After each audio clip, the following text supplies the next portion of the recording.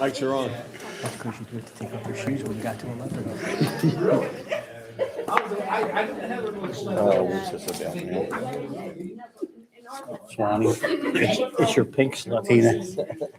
Mail girl. Honorable. Full suspension with DA's office. Honorable about me. I didn't have to do some version. You all got it.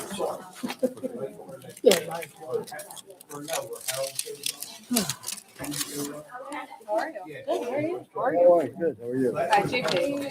How's it going? Good, you? That's I like getting to see you an extra couple times a month. That's like opening up someone else's Good mail. evening, everyone.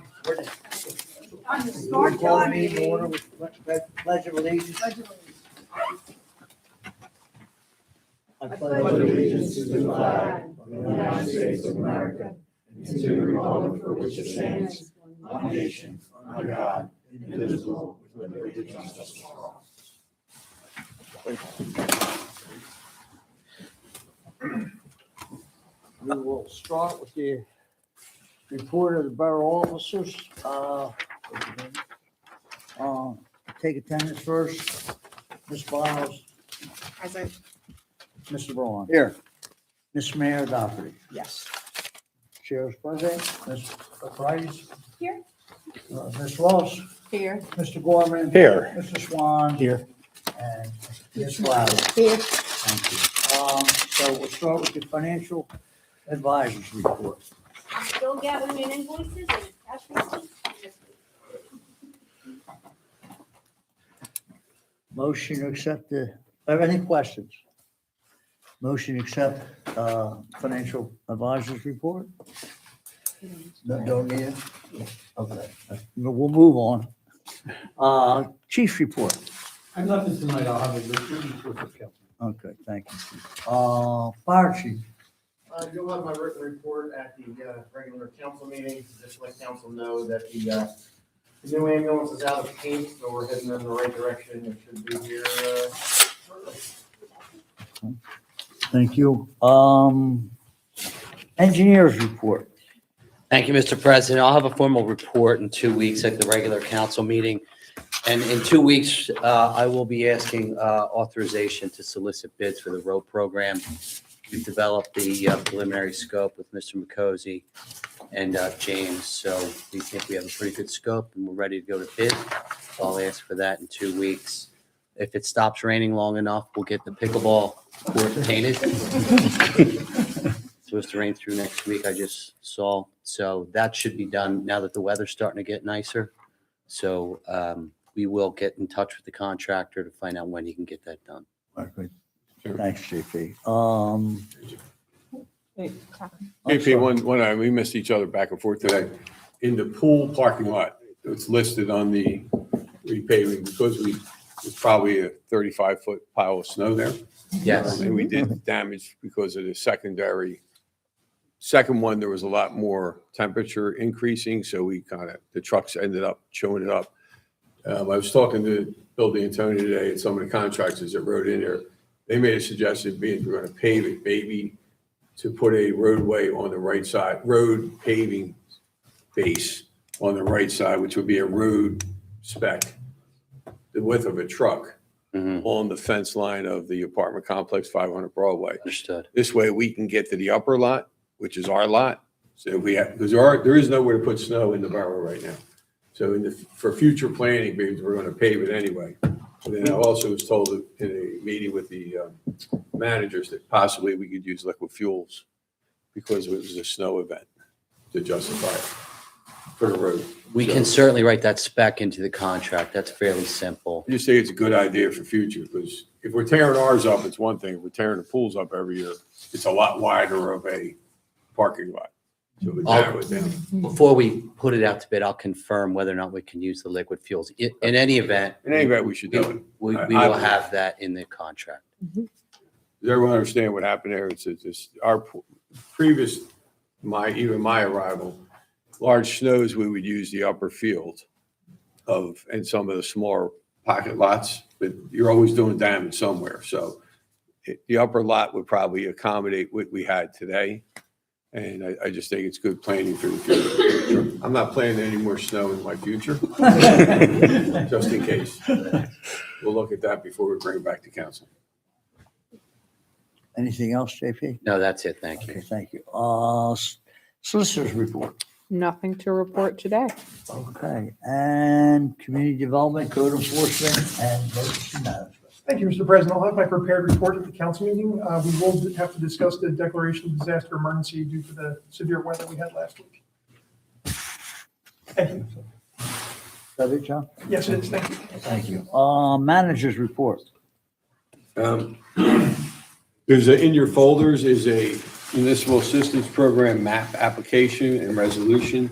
That's going to be brought up to council. That is the preemptive to get the next item, which is to get a grant award for a comprehensive plan. There's a match of $50,000, which I've had budgeted. Basically, also the county planning department also contributes to that if we go through this process. This will set the stage to bring a comprehensive plan into the borough, which probably has been done since 2006. That also leads to the planning committee, to the zoning ordinances. So they take a look at the population, demographics, changes in our uses, council suggestions, smoke shops, all those things get brought into that.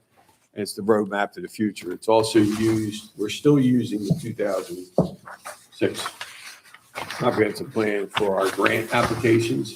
And sometimes you get a question, when's your next? You should do it every 10 years.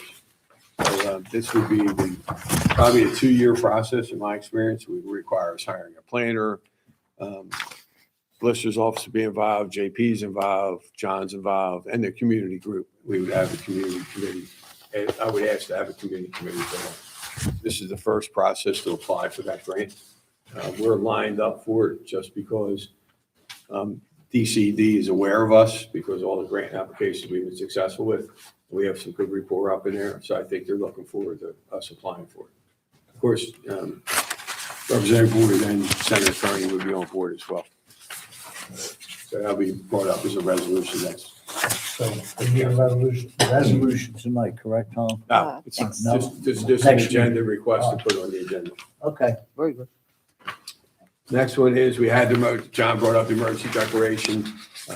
We did that in the last snowstorm. Hopefully we don't have to do that again. All our bills are in the process of being paid. I don't think there is no other bills out there for that storm. So we can close that out next month or next meeting. And there's an intergovernmental business partner agreement that I signed, just as a notification. I was not listed as a PennDOT, and we received the PennDOT grant, and JP is on it. So if they call and JP's tied up and there's an answer, it just gives me the ability to communicate with PennDOT. That was just a notification, like, you know, that. That's all I have. The truck is here. Our van truck, Jimmy did drive it in from Minnesota. Nice truck and already used a couple times, so it is here. So we will be working aggressively on putting the banners back up. There's, I think 11 on order, should be in the next week, 10 days, to get the veterans back up after the windstorms. And our new banners have slices in them throughout it so the wind can go through it and not knock them down. And of course, now we have the maintenance ability to take care of them when they do fall. Council reports. Mr. Swan, I don't have anything right now, Mr. President. Ms. Miles, Nothing at the moment. Thank you. Ms. Wiley. Nothing to report. Okay. Chair has nothing to report tonight. Mr. Braun. I have nothing to report. Okay. Ms. Ross, Nothing at all. thank you. Ms. Bridges. I'm sorry, but I have a few.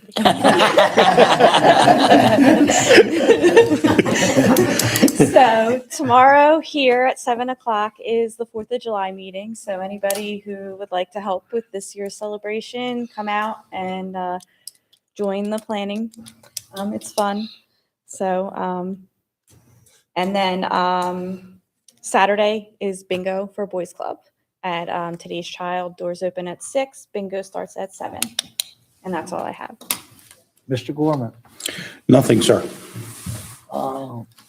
Ms. Mayor, anything? Yes, I just want to say that we didn't say much about February was Black History Month, and I know that in my lifetime, I was 10, 1964, was the Civil Rights Act was tremendously important. Lyndon Johnson was president, and then 1965 was the Voting Rights Act, and other things have happened over my years. This now, March, is Women's History Month. And I was thinking about, what has happened that's important. And obviously the Title IX was tremendously important. I didn't play college athletics at all, but for those who love it, it was tremendously important. We just had the women's hockey team, ice hockey, win at the Olympics, as well as the men's team. Yay. And the availability of the birth control pill was tremendously helpful for women. I remember I took one course in constitutional law in college, and Griggs v. Connecticut was the case. Never mind. Details. And the other thing is that when I was a little girl, it just instinctively seemed to me it was terribly unfair and mean that all the storms, hurricanes, etc., had girl names. And I just thought, that just seems wrong. Now, I didn't know who to complain to. When I was an adult, somewhere in the 1970s, I think, late 70s, it changed. So now we have storms with alternating female and male names. And I feel like that's important, okay? So that, Title IX, the availability of the pill. And I think when I was in high school or college in the 70s, my mother got a credit card in her own name. She was a woman married over 25 years, and it was I learned many years later that it was a new thing for a married woman to have a credit card in her own name. And my mom was happy about that. That's all I'll say. Okay. Happy Women's History Month.